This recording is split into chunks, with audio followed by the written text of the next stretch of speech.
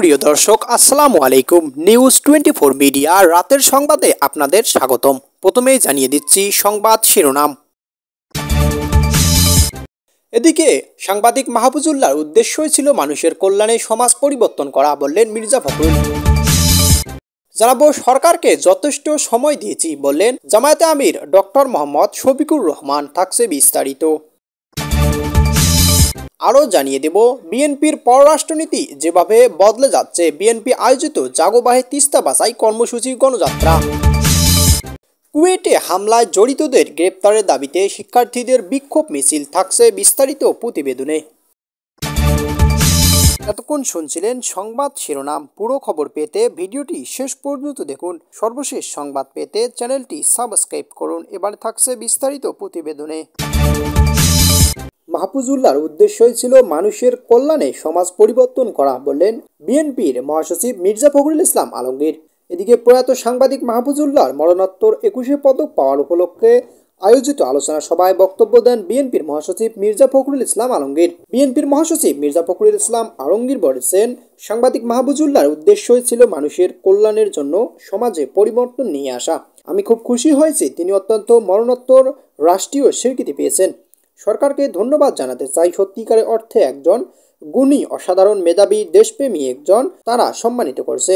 প্রয়াত সাংবাদিক মাহফুজুল্লাহর মরণোত্তর 21 পদক পাওয়ার উপলক্ষে আজ শনিবার দুপুরে জাতীয় প্রেস ক্লাবে আয়োজিত এক আলোচনা সভায় মির্জা ফখরুল এই কথা বলেন। মির্জা ফখরুল ইসলাম আরো বলেন, আমরা সবাই অত্যন্ত আশাবাদী যে ফেসিবাদের পরিবর্তন হয়েছে। ফেসিবাদীরা পালিয়ে গেছে এবং আন্দোলনের মধ্য দিয়ে পালিয়ে গেছে। দেশের রাজনৈতিক দলগুলোর ফেসিবাদের বিরুদ্ধে লড়াই করেছে, সংগ্রাম করেছে। সর্বশেষ ছাত্র জনতার সমবেত প্রচেষ্টায় সেটা সম্ভব হয়েছে। বাংলাদেশকে নতুনভাবে গড়ে তুলতে সবার আরো বেশি আন্তরিক হওয়া প্রয়োজন বলেন মির্জা ফখরুল ইসলাম আলমগীর। মাহফুজুল্লাহর অরাধ্য কাজ করতে পারলে তারা প্রতি সম্মান দেখানো সম্ভব হবে বলে তিনি বলেন। বিএনপির স্থায়ী কমিটির সদস্য আমির খসরু মাহমুদ চৌধুরী বলেন, মাহফুজুল্লাহর একসঙ্গে একজন লেখক, সাংবাদিক, রাজনৈতিক বিশ্লেষক ও অ্যাক্টিভিস্ট ছিলেন। সবচেয়ে বেশি গুরুত্বপূর্ণ যে তিনি হচ্ছেন কন্টেম্পোরারি হিস্টোরিক্যাল। সরকারকে যথেষ্ট সময় দিয়েছি, বললেন জামায়াতে আমির ডক্টর মোহাম্মদ শফিকুর রহমান। দলের কারাবন্দী নেতা এটিএম আজহারুল ইসলামের মুক্তির জন্য সরকারকে যথেষ্ট সময় দিয়েছে বলে মন্তব্য করেছেন জামায়াতে ইসলামে আমির শফিকুর রহমান। তিনি বলেছেন, একে একে সব জাতীয় নেতারা মুক্তি পেলেও এটিএম আজহারুল ইসলাম বৈষম্য ও জুলুমের শিকার। আজ শনিবার বেলা 11:30টার দিকে লক্ষ্মীপুর জেলা আদর্শ সামাদ সরকারি উচ্চ বিদ্যালয় মাঠে জামায়াতের জনসভায় শফিকুর রহমান এই কথাগুলো বলেন। তিনি বলেন, তাকে কারাগারে রেখে বাইরে অবস্থান করা আমার পক্ষে আর সম্ভব নয়। আমরা সরকারকে যথেষ্ট সময় দিয়েছি। আজহারুল ইসলামের মুক্তির দাবিতে আমি নিজেই গ্রেপ্তার হওয়ার জন্য 25 ফেব্রুয়ারি আদালত প্রাঙ্গণে হাজির থাকব। আইন মন্ত্রণালয় ও স্বরাষ্ট্র মন্ত্রণালয় আমাকে গ্রেপ্তার করে কারাগারে পাঠানোর ব্যবস্থা গ্রহণ করবেন। সমাবেশে প্রধান অতিথি ছিলেন জামায়াতে আমির। সমাবেশ ঘিরে সকাল থেকেই নেতাকর্মীরা খণ্ড খণ্ড মিছিল নিয়ে জড়ো হন আদর্শ সামাদ সরকারি উচ্চ বিদ্যালয় মাঠে। দীর্ঘ 28 বছর পর দলের কোনো আমির লক্ষ্মীপুর সমাবেশে যোগ দেওয়ার সমাবেশ নিয়ে উত্থাপনা ছিল নেতাকর্মীদের। সমাবেশে লক্ষ্মীপুর পৌরসভার সাবেক মেয়র তাহেরের পরিবারের প্রতি ইঙ্গিত করে জামায়াতে আমির বলেন, 1 বছর আগে লক্ষ্মীপুরের মাটিতে দাঁড়িয়ে কথা বলতে পারবো সেই কল্পনা করি নাই। স্বাধীনতার পর একটি গোষ্ঠী লক্ষ্মীপুরকে সন্ত্রাসী এলাকায় পরিণত করছে। বিশেষ করে একটি পরিবার, এখন তারা পালিয়েছে। এখন আর বলেন, এমন রাজনীতি ঘৃণা করি যে রাজনীতি করতে গিয়ে দেশ থেকে পালাতে হয়। আবু সাইদের মতো বুক পেতে মারা যাওয়া যেন আনন্দ হয়, এমন রাজনীতি চাই। সমাবেশে উপস্থিত নেতাকর্মীদের কাছে জামায়াতে আমির জানতে চান, লক্ষ্মীপুর চাঁদাবাজি, দখলবাজি, সন্ত্রাসী কর্মকাণ্ড হচ্ছে কিনা। নেতাকর্মীদের কাছে হ্যাঁ সূচক জবাব পেয়ে জামায়াতে আমির বলেন, দলমত নির্বিশেষে সবাইকে চাঁদাবাজি, দখলদারি বন্ধ করতে এগিয়ে আসতে হবে। জাতিকে সামনে এগিয়ে যেতে হবে। আবার যেন ফেসিবাদের নতুন ধারায় অধ্যায় তৈরি না হয়। তারা ফিরে আসুক, ফিরে না এলে আমাদের লড়াই অব্যাহত থাকবে। তিনি বলেন, আপনারা পাশে থাকলে চাঁদাবাজ, দুর্নীতি ও দুঃশাসন মুক্ত দেশ হবে।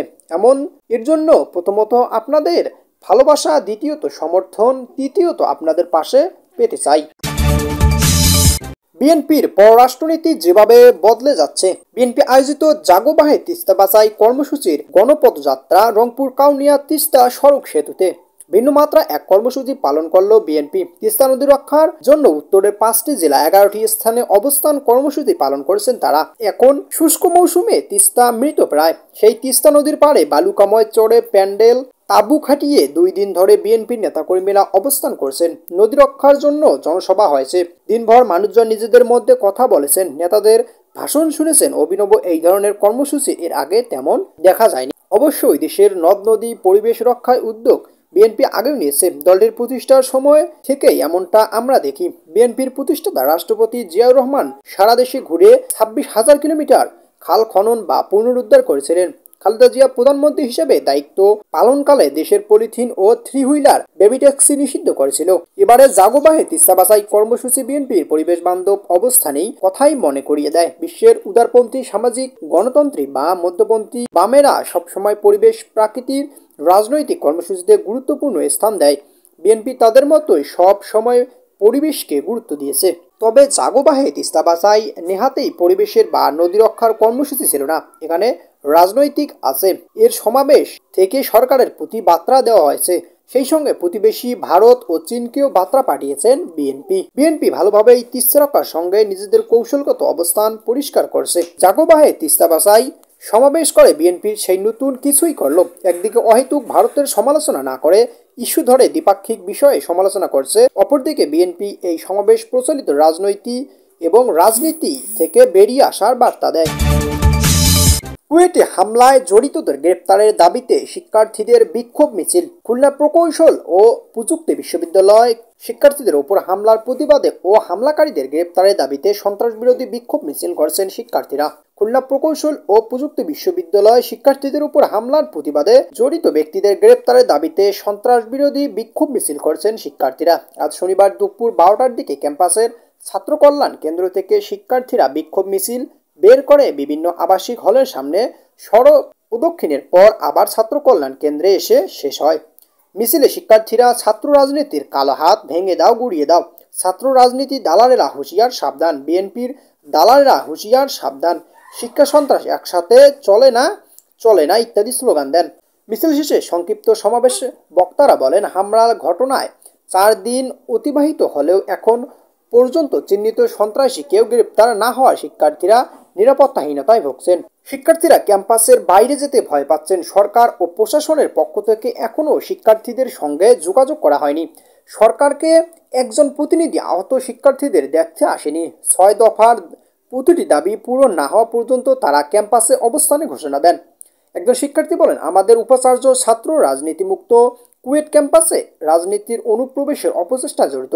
ছাত্রদল সন্ত্রাসীদের আক্রমণ থেকে তিনি আমাদের নিরাপত্তা দিতে ব্যর্থ হয়েছেন। 1.5 শতাধিক শিক্ষার্থী আহত হওয়ার পর ব্যর্থতায় দায় নিতে অস্বীকার করেছেন তিনি। যথোপযুক্ত প্রমাণ থাকার পরও কুয়েট ছাত্রদল, স্থানীয় বিএনপি ও অঙ্গ সংগঠনের নেতাকর্মীদের দ্বারা সাধারণ শিক্ষার্থীদের উপর হামলাকে তিনি স্বীকার করেননি।